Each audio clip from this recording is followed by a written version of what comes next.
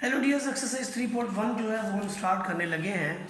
एक ही लेक्चर में जो है वो हम पूरी एक्सरसाइज को सॉल्व करेंगे। और यहाँ पर देखें, एक्सरसाइज के स्टार्ट से पहले हमारे पास कुछ आउटकम्स हैं एक्सरसाइज के। यानी जब हम इस एक्सरसाइज को पढ़ लेंगे तो हमें कौन कौन सी चीज़ें जो समझ आ जाएंगी। एक ये है कि multiplication of matrices bye scalar, यानी स्केलर से किसी मल्टीप्लिकेशन की जो मल्टीप्लिकेशन है वो स्केलर नंबर से कैसे होगी। ये देखें, इस तरह से हम, अगर आपके पास कोई एक ए है तो कोई के एनी स्केलर है, स्केलर रियल नंबर, तो के का ए से मल्टीप्लिकेशन ऐसे होगा जैसे के को हम ए से मल्टीप्लाई कर रहे हैं, तो फिर के जो है वो तमाम एलिमेंट से मल्टीप्लाई होगा। ए 1 से होगा, ए 1 से होगा, 1 3 से होगा। तो यहाँ पर कुछ फाइंडिंग इसी तरह की है कि आगे जो है हम अननोन्स को फाइंड आउट करेंगे। फाइंडिंग अननोन्स, यहाँ पर देखें, आपने फाइंडिंग करना है अननोन्स को by equating the corresponding elements, corresponding element को इक्वेट करते हुए। तीसरी चीज़ जो हमने इसमें सीखनी है कि क्या हम इस तरह की जो मैट्रिसेस हैं उनकी मल्टीप्लिकेशन परफॉर्म कर सकते हैं, यानी ये सेम रैंक के हैं, सेम इनका ऑर्डर है, सेम ऑर्डर वाले मैट्रिसेस की मल्टीप्लिकेशन पॉसिबल है या नहीं है। How transpose of A matrix be taken, यानी ट्रांसपोज ऑफ मैट्रिक्स कैसे लिया जाएगा, और फाइंड ए इनवर्स कैसे मालूम करेंगे। आगे condition for solution of equation for finding unknowns, के सोल्यूशन ऑफ इक्वेशंस के लिए क्या कंडीशन है कि उसके अननोन्स कैसे हों, ये भी मैं बताता चलूँ आपको। किसी भी नंबर ऑफ इक्वेशंस के अंदर वो नंबर ऑफ इक्वेशंस हैं और आगे अननोन्स हैं। अगर आपके पास नंबर ऑफ इक्वेशंस ज़्यादा हैं और अननोन्स कम है तो फिर सोल्यूशन पॉसिबल है, अदरवाइज पॉसिबल नहीं है। आइए जी एक्सरसाइज का स्टार्ट लेते हैं। एक्सरसाइज जो हमारे पास है वो जी 3.1, और यहाँ पर हम क्वेश्चन नंबर 1 से स्टार्ट लेंगे।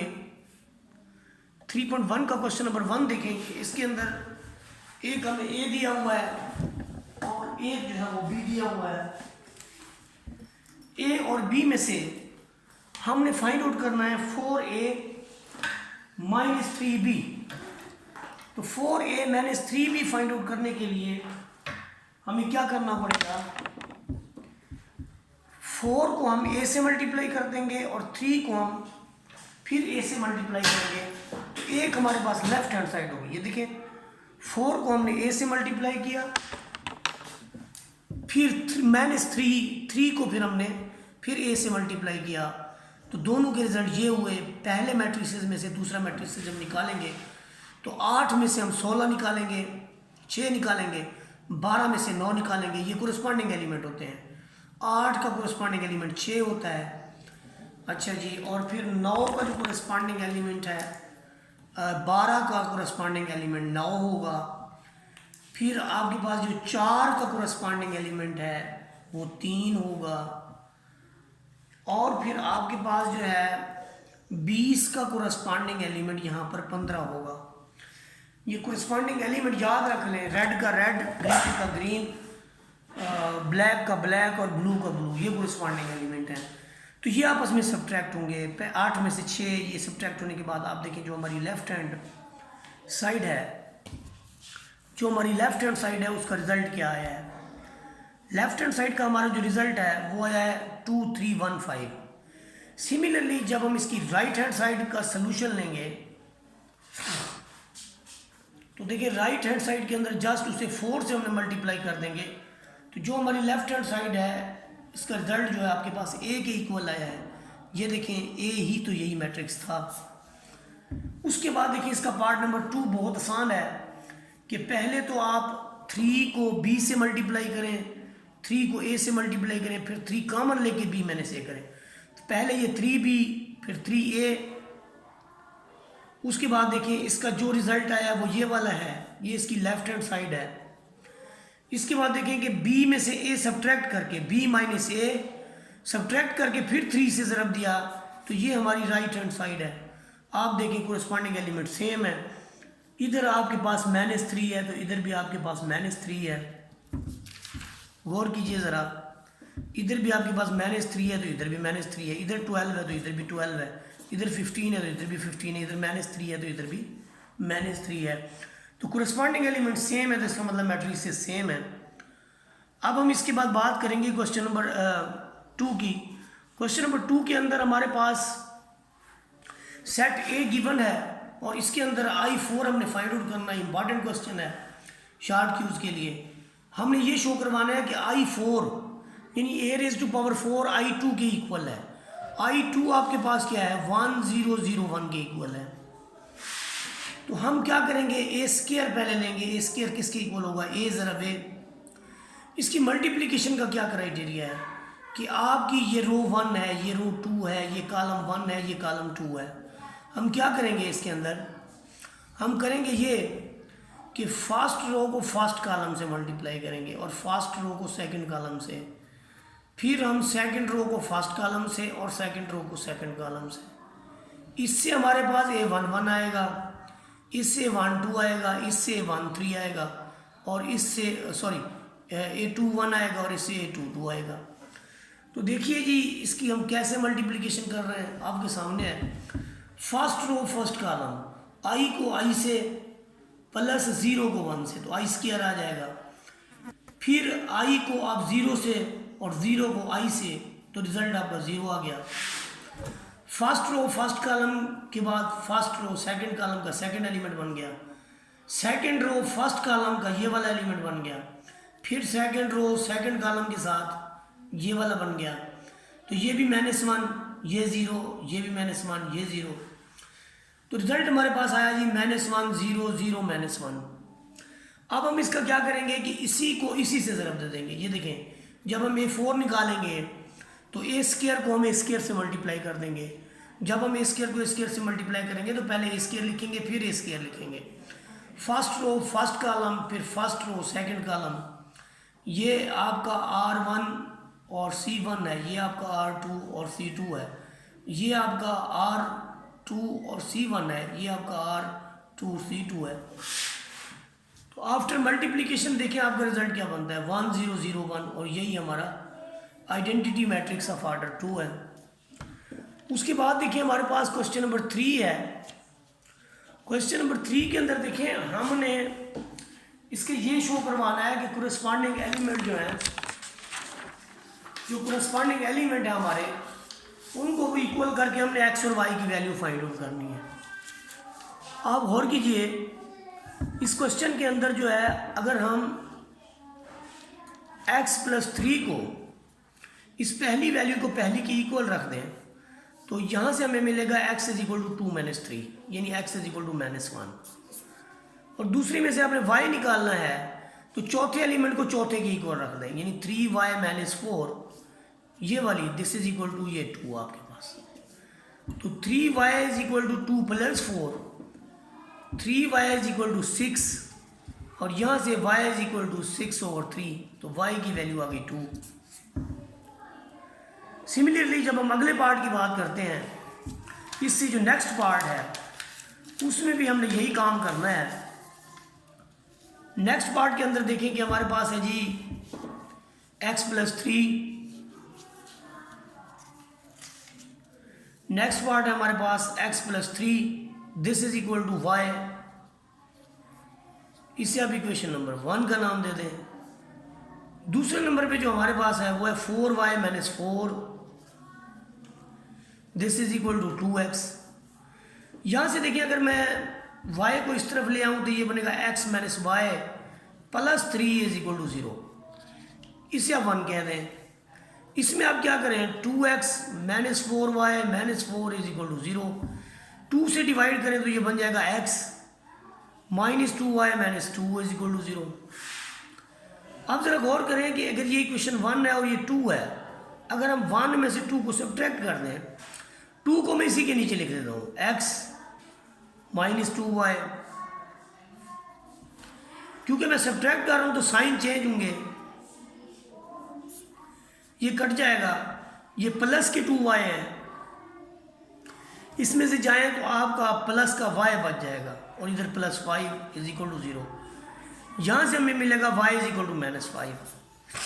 इसे आप इस इक्वेशन के अंदर पुट कर दें,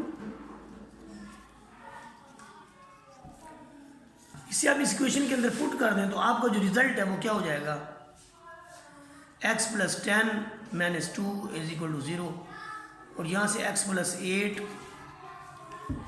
x plus 8 is equal to 0 और यहाँ से हमें मिलेगा x इज इक्वल टू -8। तो यूँ हमारा क्वेश्चन नंबर 3 जो है वो सॉल्व हुआ। अब हम जाएंगे अपने क्वेश्चन नंबर 4 की तरफ। क्वेश्चन नंबर 4 के अंदर देखें, आपके पास ए भी गिवन है, बी भी गिवन है। आपने 4a - 3b फाइंड आउट करना है और a + 3 × b - a find out करना है। इधर आप स्केलर को 4 से मल्टीप्लाई कर दें a की वैल्यू को, इधर -3 से मल्टीप्लाई करके इनको सम अप कर लें, तो ये नतीजा आपके पास आ जाएगा। इसी तरह से a आप यहाँ पे लिखें, 3 लगा के b - a कर लें, b में से a को सब्ट्रैक्ट कर लें, फिर उसे आप 3 से मल्टीप्लाई करें, तमाम वैल्यूज़ को मल्टीप्लाई करके दोनों को सम अप करें, ये रिजल्ट आएगा। क्वेश्चन नंबर आपके पास जो है 5, उसको ज़रा गौर करें। क्वेश्चन नंबर 5 जो है क्या चीज़ है आपके पास? क्वेश्चन नंबर 5 ये है कि आपने x और y फाइंड आउट करना है। तो आपके पास जो क्वांटिटीज़ गिवन है वो कैसे हैं कि एक आपका सेट यहाँ पर मौजूद है, इसे आप 2 से मल्टीप्लाई कर देंगे। जब इसे आप 2 से मल्टीप्लाई करेंगे तो आपके कुछ रिजल्ट्स जो हैं वो कैसे बनेंगे। देखें, आपने क्या किया कि 2 से इसे मल्टीप्लाई कर दिया। ये देखिए, ये हमारा है जी। हम पहली वैल्यू को वैसे लिख लेंगे 2x 1y और 3। इसके साथ हम 2 को मल्टीप्लाई कर देंगे। 2 से मल्टीप्लाई करते हैं तो 2x 2y 0 4 -2। इस जानिब जो हमने लिखा हुआ वो क्या है? 4 -2 3 1 6 1, ये है। अब हम क्या करेंगे, इनको जमा कर लें। 2 को 2 में जमा करें 4, 0 को 2x में जमा करें तो 2x, x को 2y में जमा करें तो x + 2y। Corresponding element sum up होंगे। 1 को 0 में करेंगे 1 आ जाएगा, y को 4 में करेंगे तो y + 4, y को 4 में करें तो 4y नहीं बनता, ख्याल कीजिएगा। 3 को 2 में से निकालें तो +1 बचेगा। ये लेफ्ट साइड वाला कॉलम है, ये आपका राइट साइड वाला मैट्रिक्स है। ये भी मैट्रिक्स है, कॉलम नहीं है। दोनों कालिब हैं या मैट्रिक्स हैं, उर्दू में कालिब, इंग्लिश में मैट्रिक्स। ये देखिए आपका ये 4 है 4 है, 1 है 1 है। ये जो 2x है इसे आप नफी 2 के इक्वल रख दें। जब आप 2x को नफी 2 के इक्वल रखेंगे तो x आपका आएगा नफी 2/2। यहाँ से आपको x मिल गया, यहाँ से आपको x मिल गया -1। अब जाहिर है जब आपका x आ गया तो अब आपने y मालूम करना है, तो आप लिख लें। जब आप y मालूम करें तो आप लिखें y + 4, ये वाली वैल्यू इसके इक्वल, और यहाँ से y = 6 - 4, y = 2 आ गया। तो x की वैल्यू भी आ गई और y की वैल्यू भी आ गई। तो ये हमारे पास था जी क्वेश्चन नंबर 5। अब हम बात करेंगे क्वेश्चन नंबर 6 की। जब हम क्वेश्चन नंबर 6 की बात करेंगे तो इसके अंदर गौर करें कि कांस्टेंट है ये मैट्रिक्स जो AIJ है। AIJ का मतलब क्या है? ये एलिमेंट जो AIJ है ना, ये लोकेशन बताता है अपनी, और इधर इसका ऑर्डर लिखा हुआ 3 × 3। इसका मतलब इसके अंदर 3 रोज है, 3 कॉलम्स हैं। तो इसको कैसे लिखा जाएगा? A11, ये देखें A11 A12 A13। तो ये देखें ये आपका जो है 3 × 3 वाला मैट्रिक्स है। 3 × 3 वाले मैट्रिक्स के साथ हमने करना क्या है? वो कहते हैं पहले आप म्यू से ज़रब दे दो, पहले आप तमाम एलिमेंट को म्यू से ज़रब दे दो, फिर जो उसका रिजल्ट बने उसे फिर लैम्डे से ज़रब दे दो, तो लैम्डा म्यू हो जाएगा, और बाद में यही चीज़ आपके पास राइट हैंड साइड के इक्वल हो जाएगी। देखिए फिर यही चीज़ आपके पास लैम्डा म्यू के इक्वल हो जाएगी। गौर कीजिए ज़रा, ये लैम्डा म्यू के इक्वल हो जाएगी। उसके बाद जो इसका नेक्स्ट पार्ट है उसमें लैम्बडा और म्यू को जमा करके ए से मल्टीप्लाई कर दो। ये देखिए वो कहते हैं जी इधर लैम्बडा और म्यू को जमा करके ए से मल्टीप्लाई करो या लैम्बडा को ए से और म्यू को ए से मल्टीप्लाई करो, तो आपकी जो लेफ्ट हैंड साइड है वो इक्वल होगी राइट हैंड साइड की। ये देखिए पहले तो हमने लैम्बडा प्लस म्यू से तमाम वैल्यूज को मल्टीप्लाई कर दिया, तो हमारे पास ये आ गया लेफ्ट हैंड साइड। फिर हमने लैम्बडा से अलग मल्टीप्लाई किया और म्यू से अलग किया और जाके फिर दोनों को हमने जमा कर लिया। तो ये देखिए ये भी उसी तरह की एक वैल्यू निकल आई, यानी लैम्बडा ए प्लस म्यू बी। इन दोनों में से अगर आप ए कॉमन ले लें, लैम्बडा प्लस म्यू और ए कॉमन ले लें, तो ये आपके पास राइट हैंड साइड आ गई। तो वही बात है कि left hand side is equal to the right hand side आ गई। इसके बाद देखिए जो हमारे पास है क्वेश्चन नंबर 7 है। क्वेश्चन नंबर 7 के अंदर उसने कहा है कि आपके पास एक 2x3 मैट्रिक्स है, दूसरा भी 2x3 मैट्रिक्स है, इनको आप सम अप कर सकते हैं सेम ऑर्डर वाले को। पहले आप लैम्बडा से ज़रब देंगे इन दोनों को जमा करके। देखिए पहले हमने क्या किया है, इसमें इस मैट्रिक्स को उसके अंदर जमा कर दिया है, कोरस्पॉन्डिंग एलिमेंट जमा होंगे सामने आपके। फिर कोरस्पॉन्डिंग एलिमेंट को लैम्बडा से हमने मल्टीप्लाई कर दिया। अब देखें ये सारे लैम्बडा के साथ मल्टीप्लाई हो गए। उसके बाद देखिए हमने क्या किया कि इनको अलग लिख लिया, लैम्बडा ए 1 1 1 2 लैम्बडा 1 को अलग और बी 1 1 इनको अलग। तो दोनों में से हमने इसमें से लैम्बडा कॉमन ले लिया, इसमें से म्यू, और यही चीज़ तो हमारी राइट हैंड साइड है। तो ये प्रूव हो गया क्वेश्चन नंबर 7 का। उसके बाद देखेंगे हमारे पास है जी क्वेश्चन नंबर 8 है यहाँ पर। क्वेश्चन नंबर 8 के अंदर देखें कि क्वेश्चन नंबर 8 के अंदर हमने क्या करना है। क्वेश्चन नंबर 8 के अंदर हमारे पास ए गिवन है और साथ में ए स्क्वायर गिवन है। वो कहता है कि ए की वैल्यू भी फाइंड आउट करो और बी की वैल्यू भी फाइंड आउट करो। देखें ये है आपके पास ए, इधर है ए स्क्वायर, तो हम इसको इक्वेट तो नहीं कर सकते ना। तो इक्वेट करने के लिए हमें ए स्क्वायर पहले ढूंढना पड़ेगा। आपके पास एक वैल्यू तो ए स्क्वायर की है, अब दूसरे का ए को एक से मल्टीप्लाई करते हैं। तो जब आप ए को ए से मल्टीप्लाई करेंगे तो आप देखें कि आपके रिजल्ट्स क्या बनेंगे। इस तरफ लेफ्ट हैंड साइड पे जो लेफ्ट हैंड साइड के रिजल्ट हैं उन सबको आप 0 0 0 0 के इक्वल रख दें। अब आप क्या करेंगे, कोरस्पॉन्डिंग एलिमेंट, ये मल्टीप्लिकेशन का मैंने बताया है कि जब आपकी फर्स्ट रो फर्स्ट कॉलम से मल्टीप्लाई होती है तो आपका पहला एलिमेंट 1 1 आता है, और जब आपकी वही फर्स्ट रो जो कि फर्स्ट रो के अंदर ही हम चल रहे हैं सेकंड कॉलम से मल्टीप्लाई होती है तो आपका R 1 2 आता है। सेकंड रो, अब फर्स्ट रो कॉलम 1 कॉलम 2 से मल्टीप्लाई हो गई तो अब सेकंड रो कॉलम 1 और कॉलम 2 से मल्टीप्लाई होगी, तो इसके भी कुछ रिजल्ट्स आएंगे। A21 आएगा और A22 आएगा, ये इसके रिजल्ट्स होंगे। तो अब यही चीज़ इसके अंदर है कि आपकी फर्स्ट रो दोनों कॉलम से मल्टीप्लाई होगी, फिर सेकंड रो दोनों कॉलम से मल्टीप्लाई होगी, तो हमारे ये रिजल्ट बनेंगे।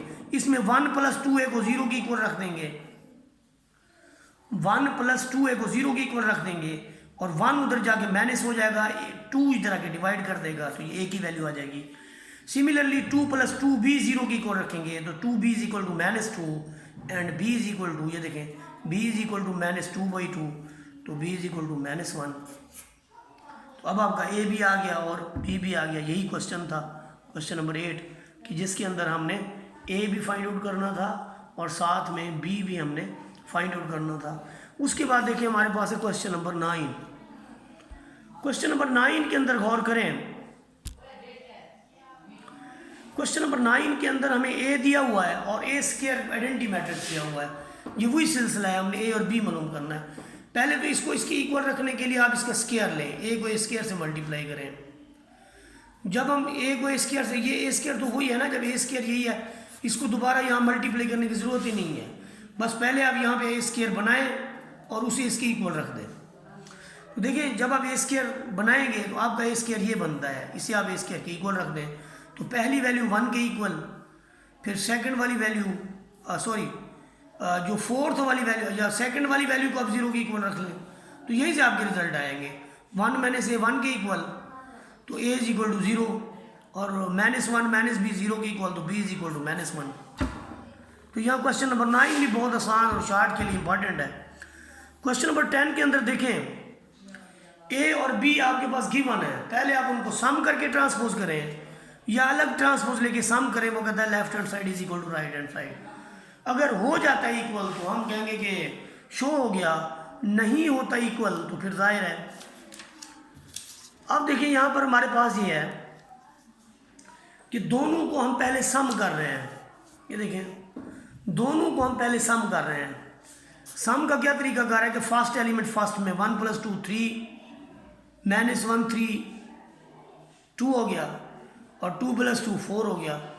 ऐसा करने के बाद हम इसका ट्रांसपोज लेंगे तो हमारे पास लेफ्ट हैंड साइड तैयार हो जाएगी, लेफ्ट हैंड साइड। उसके बाद हम राइट हैंड साइड को देखेंगे, ट्रांसपोज लेंगे, फिर सम अप करेंगे तो आपके पास देखिए ये आपके पास राइट हैंड साइड है, ये और ये एक जैसे रिजल्ट है। उसके बाद देखिए जी क्वेश्चन नंबर 11 के अंदर क्या चीज़ है। क्वेश्चन नंबर 11 पे अगर हम गौर करें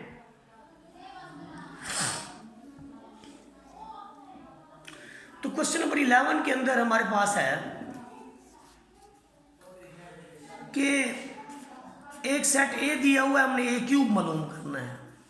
ए क्यूब के लिए क्या है कि पहले तो ए को ए से ज़रब दे दें, फिर जो रिजल्ट आए ए स्क्वायर का उसे फिर मज़ीद ए से ज़रब दे दें। मल्टीप्लिकेशन में बता देता हूँ आपको, आपका जो फर्स्ट रो है ये पहले कॉलम से मल्टीप्लाई होगा, फिर फर्स्ट रो सेकंड कॉलम से, फिर फर्स्ट रो थर्ड कॉलम से। सिमिलरली आपकी सेकंड रो अब सबसे फर्स्ट कॉलम सेकंड कॉलम और फिर थर्ड कॉलम से, फिर R3 आपका फर्स्ट कॉलम से सेकंड कॉलम से और फिर थर्ड कॉलम से। याद रखें R1C1 A 1 1 देगा, R1C2 A 1 2 देगा, R1C3 जो आपका R1C3 है वो आपका A1 3 देगा। यही सिचुएशन इधर होगी, ये आपका A3 1 देगा, A3 2 देगा, A3 3 देगा। ये इस तरह से हमने यानी इनको मल्टीप्लाई करना है। तो ये सारा कुछ तो मैंने बता दिया आपको। अब आप मल्टीप्लाई करें फर्स्ट रो को first column second column third column से, तो आपका पहला एलिमेंट बनेगा। फिर सेकंड रो लेंगे first column second column third column, फिर थर्ड रो लेंगे first column second column third column, तो ये आपके 3 एलिमेंट बन गए। तो उसके बाद जो है बस यही ए क्यूब ही तो फाइंड आउट करना था हमने, तो यहाँ से आपको ए क्यूब मिल जाएगा और ये सारे का सारा आपका नल मैट्रिक्स आ रहा है। उसके बाद देखिए हमारे पास है जी क्वेश्चन नंबर 12। क्वेश्चन नंबर 12 के अंदर क्या चीज़ है। क्वेश्चन नंबर 12 के अंदर ये है कि आपके पास आपने इसके अंदर से x मालूम करना है। x जब आप x फाइंड आउट करना चाहते हैं तो आप लेट कर लें कि ये सारी क्वांटिटी a के इक्वल है। तो जब आप इसे यहाँ पर रखेंगे x के साथ तो ये आपका हो जाएगा XA = B। अब हम राइट से जो है A इन्वर्स अप्लाई करेंगे, तो हमें पहले A इन्वर्स का मालूम करना आता है। क्या मेथड है इसका, ले लें डिटर्मिनेंट 9 आ गया है तो A इन्वर्स मुमकिन है। इसका एडजेंट लें, डियागोनल की जगह चेंज, नॉन डियागोनल की साइन चेंज कर दें, ये एडजेंट हो गया। जो A इन्वर्स है वो आपके पास, उसके लिए फार्मूला क्या है। उसके लिए A इन्वर्स का जो फार्मूला है वो ये है कि A inverse this is equal to 1/A adjoint of A 1/9 के साथ ये रिजल्ट आ जाएगा। और ये सारे रिजल्ट को उठा के हम उस A से मल्टीप्लाई कर देंगे तो हमें जो रिजल्ट मिलेगा वो वैल्यू ऑफ x होगी। ये देखिए ये वैल्यू ऑफ x होगी। उसके बाद नेक्स्ट क्वेश्चन भी सेम है। यहाँ पर आप इसको A कंसीडर करेंगे और आप लेफ़्ट से A इन्वर्स अप्लाई करेंगे। आप जब लेफ़्ट से A इन्वर्स अप्लाई करेंगे तो आपने इसको इक्वेशन सोल्यूशन ऑफ इक्वेशन, जैसे पहले आप मैट्रिसेस में सोल्यूशन ऑफ इक्वेशन मालूम करते थे मैट्रिसेस मेथड के तहत, तो ये सारा वही मेथड है जो हमने 10th क्लास के अंदर किया था। इसको आप करें, अगर सॉल्व नहीं होते इनबॉक्स करें, इंशाल्लाह आपको दोबारा समझा दूँगा। इसके बाद देखिए आपके पास है जी क्वेश्चन नंबर 13। और क्वेश्चन नंबर 13 के अंदर हमारे पास क्या है गौर कीजिए ज़रा। क्वेश्चन नंबर 13 के अंदर है मैट्रिक्स ए मालूम करें, ए मैट्रिक्स मालूम करें जबकि ये इसके इक्वल है। अब ए जो है वो मालूम करने के लिए हमें कोई इस तरह का मैट्रिक्स जो है वो ढूंढना पड़ेगा जो कि इससे मल्टीप्लाई हो सकता हो। तो जो पहला मैट्रिक्स है वो हमारा है जी 3 × 2 वाला। तो इसकी मल्टीप्लिकेशन मुमकिन किससे है, इसकी मल्टीप्लिकेशन 2x2 वाले से मुमकिन है। इसका एक तरीकाकार होता है कि ये जो आपकी अंदर वाली चीज़ें हैं ये बराबर होनी चाहिए, यानी जो आपके पास लेफ़्ट पे है, लेफ़्ट वाले के कॉलम और राइट वाले की रोज़ बराबर हों, लेफ़्ट वाले के कॉलम राइट वाले की रोज़ के बराबर हों, तो हमारे ये कट जाते हैं और जो रिजल्टिंग मैट्रिक्स आता है उसका ऑर्डर होता है 3x2। तो अगर हम 2x2 का मैट्रिक्स यहाँ कंसीडर कर लें तो हमारा काम आसान हो जाएगा, और हम वही करने जा रहे हैं। हम एक 2x2 का मैट्रिक्स कंसीडर करते हैं और उसमें अननोन्स सारे के सारे उसको दे देते हैं। हम कहते हैं जी ए की वैल्यू जो है वो ABCD लिख लिया हमने। जब इसको मल्टीप्लाई किया तो हमें इक्वेशंस मिली 5A - C, यानी फर्स्ट रो फर्स्ट कॉलम, फिर सेकंड रो तो 0 है 0 0 मिलेगा, थर्ड रो के साथ फर्स्ट और सेकंड कॉलम। अब ये पहली क्वांटिटी पहली के बराबर, दूसरी आपकी ये 7 के इक्वल, और ये जो सेकंड लास्ट है ये भी 7 के इक्वल, और ये वाली आपकी 2 के इक्वल। तो हमारे पास 4 इक्वेशंस फॉर्म हो गई हैं, 1 2 3 4। ये जाहिर है जब नंबर ऑफ अननोन्स ये इक्वल हैं नंबर ऑफ इक्वेशंस के। अननोन्स कौन कौन से हैं? इसमें A B C और D अननोन्स हैं, ये हमने मालूम करें।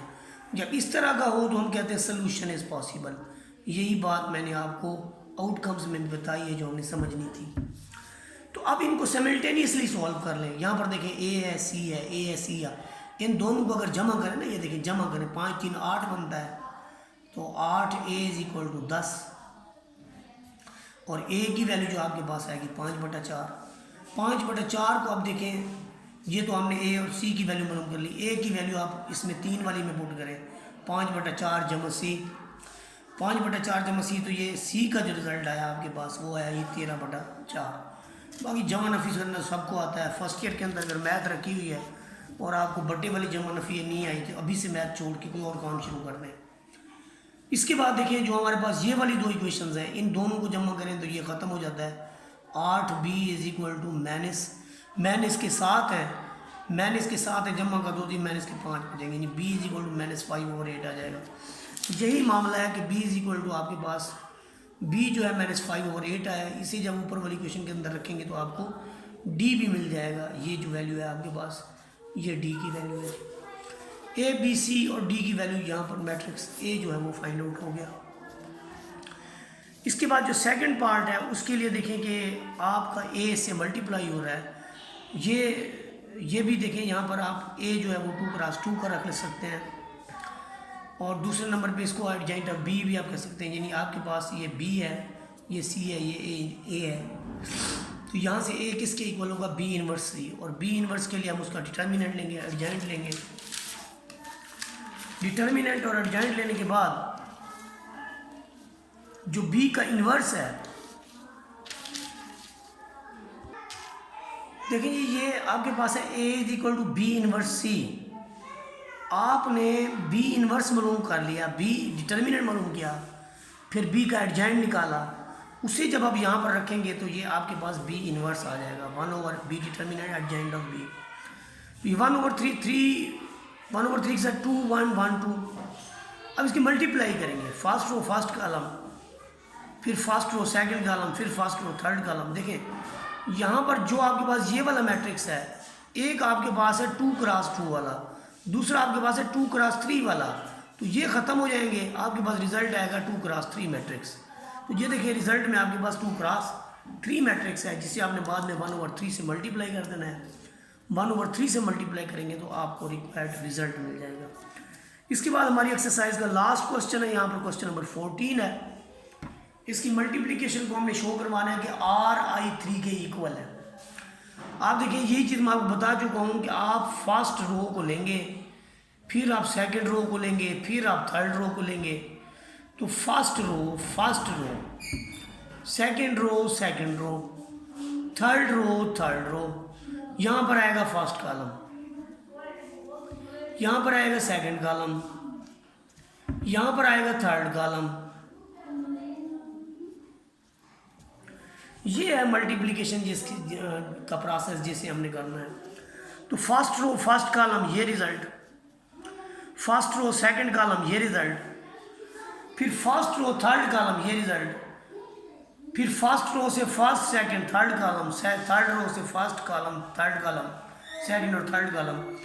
यहाँ पर इन दोनों में से देखिए आपके पास आर कॉमन है, आर कॉमन लिया cos square phi plus sine square phi, ये चीज़ें आपस में ये ऑलरेडी ज़ीरो है, ये कट गई। उसके बाद ये ज़ीरो है, ये ज़ीरो आ गई, ये आर है, आर आ गया, ये सारा ज़ीरो है, ज़ीरो आ गया।